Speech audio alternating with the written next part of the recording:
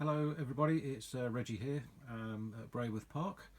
A couple of things to go through this time. So the first is a new addition to the fleet, which is the Bachmann DB Schenker Class 66, another Class 66, and it is 66117. This is the sound fitted version that was just released last week, so I had it on pre-order. I won't do a full review on it because I'm sure you've all seen plenty of reviews on Class 66s from Bachmann. I'll put the sound on, we'll run through some of the sounds. It will need a new speaker. I find the sound is a little bit tinny. It's not as good as the Hatton's speaker, certainly. It is a good model. The 66 is reliable, and let's just hear the startup on it.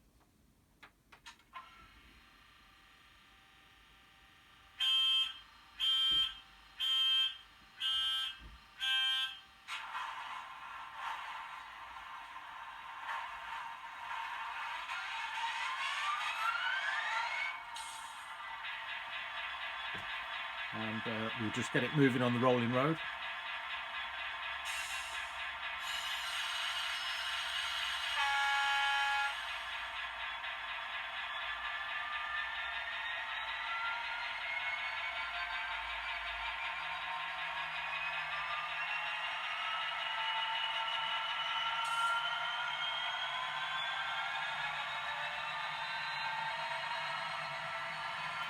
As you can see, it runs very well. There's no wobble, runs smoothly on the layout. I will do a few running shots with it before the end of the video.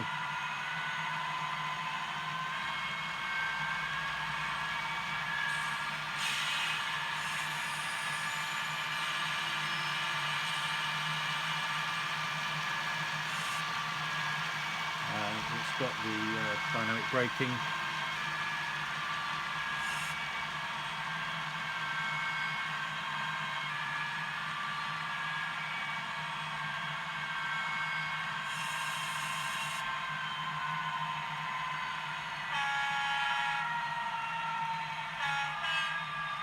It's got the cab lights, etc.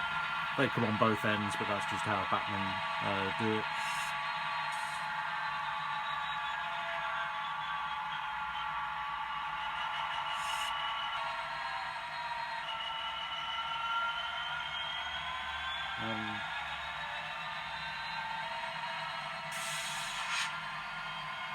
Got the shutters opening, closing.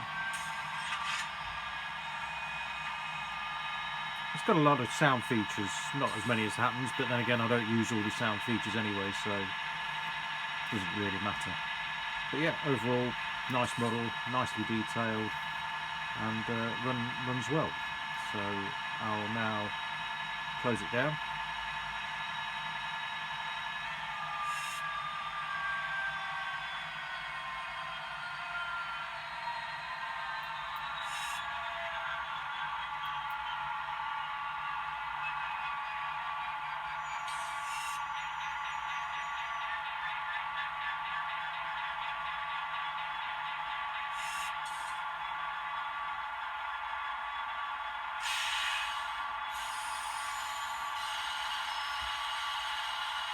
And shut off.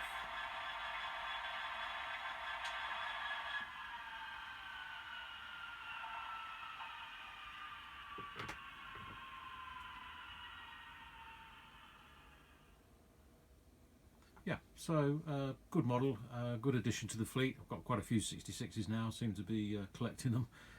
Don't think I'll be getting any more anytime soon. So the next thing, I've been, as you may have seen before, I've fitted the double slip to the layout. I've been running locos over that, making sure everything's okay. So the next thing we've got to do is reballast that section of track. So I'll show you how I go about that and be right back. So one of the first things we have to do is to fill the gaps where the rail joiners are, where the sleepers are missing, with some sleepers. So trim the chairs off, and then just pop a bit of PVA glue or something underneath and slide it in. So just put a bit of PVA on that.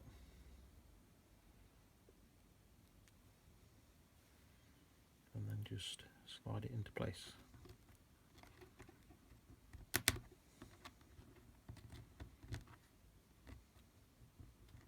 Just line it up.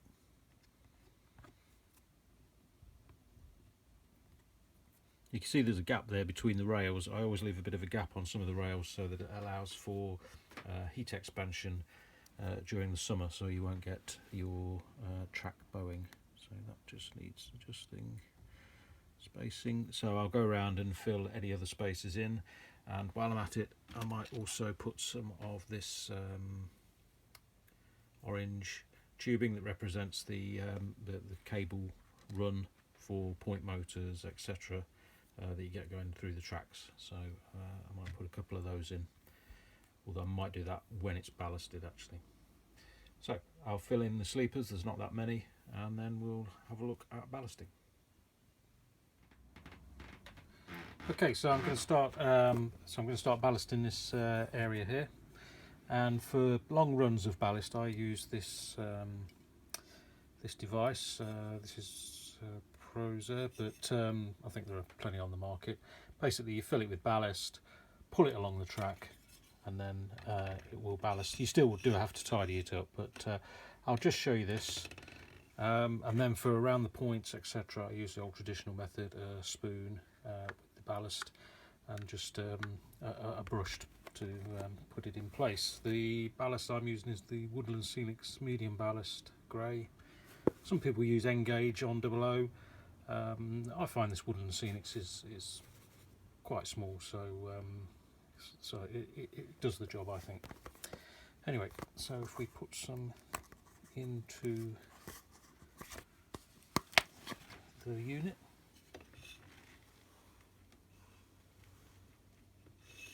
start here. So you fill it up like that, and then pull it along at a steady pace.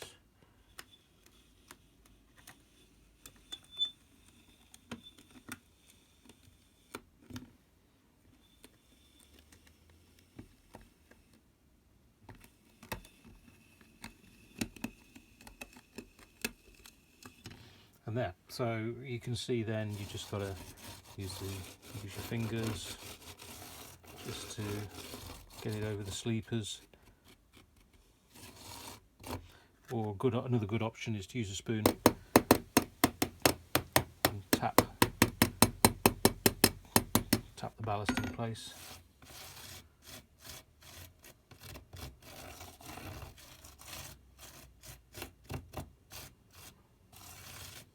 Well, you can use a brush this way, but I find using your fingers is quite a good way to be able to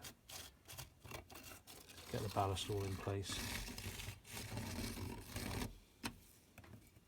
I'll continue to ballast this track, and then I'll come back when I'm going to do the point to show you how I do that, because obviously you need to be careful not to get it in between the blades, etc.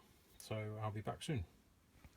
Okay, so I've ballasted the track now, and now I'm just going to do this point.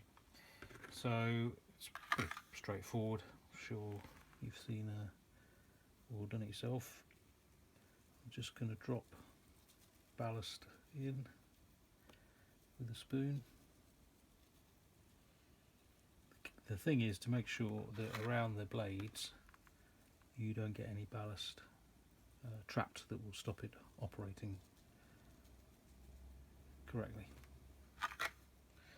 So I'll just do a bit of this.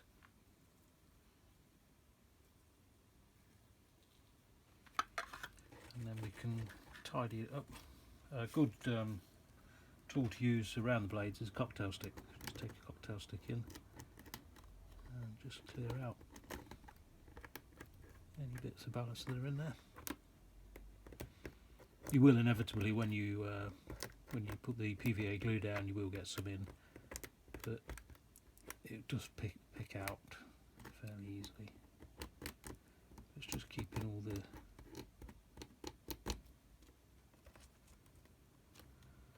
track clear. So I'll carry on with this, get all the ballast in, neaten it up, and then we'll look at gluing it down. The double slip has got the ballast in it now, so it's the tried and tested method of fixing the ballast down. Water in a spray bottle and PVA glue 50-50 water mix with a little bit of washing up liquid to break the surface tension. So spray over the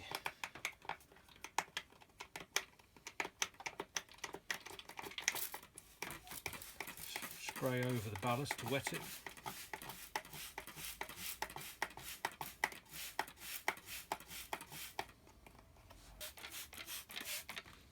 And then with a syringe, I use a syringe, some people use pipette, draw some of the mixture up.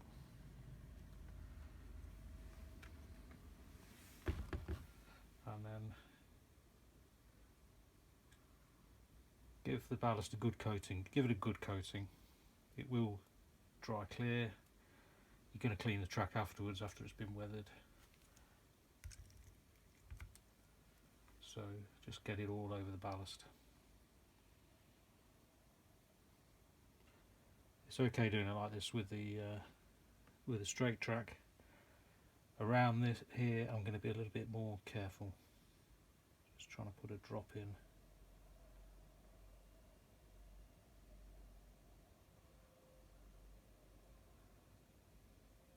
I don't want to get glue all over the blades and the tie bars.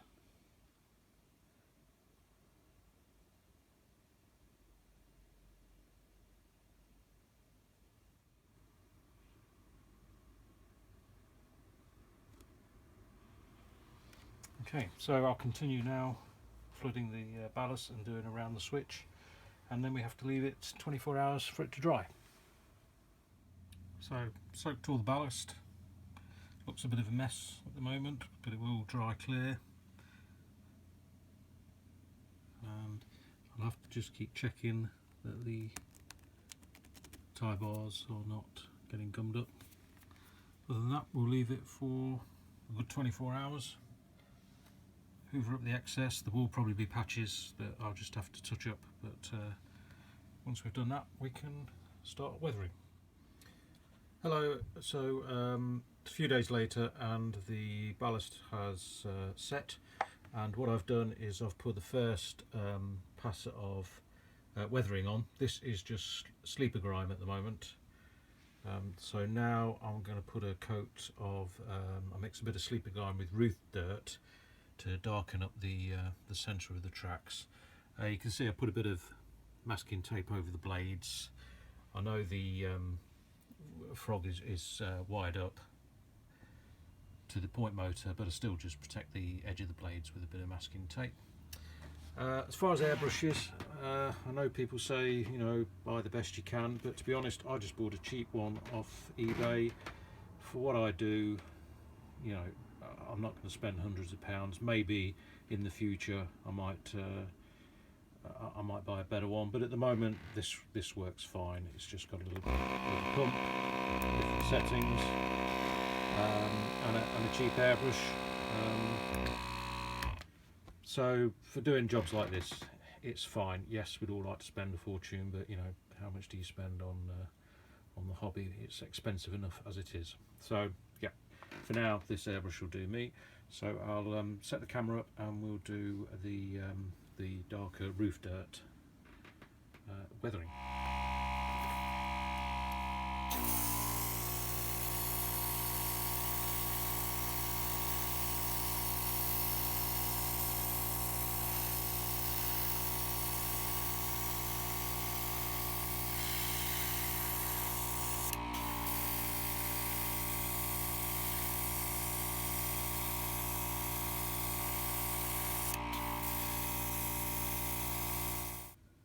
The weathering is now dry, and I've cleaned the top of the rails,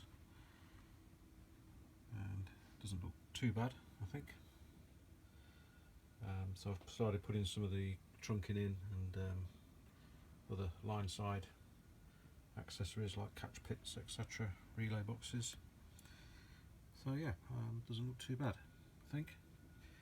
So what I'll do now is I'll just leave you with a few running shots, and thanks for watching, and I'll see you soon on the next one.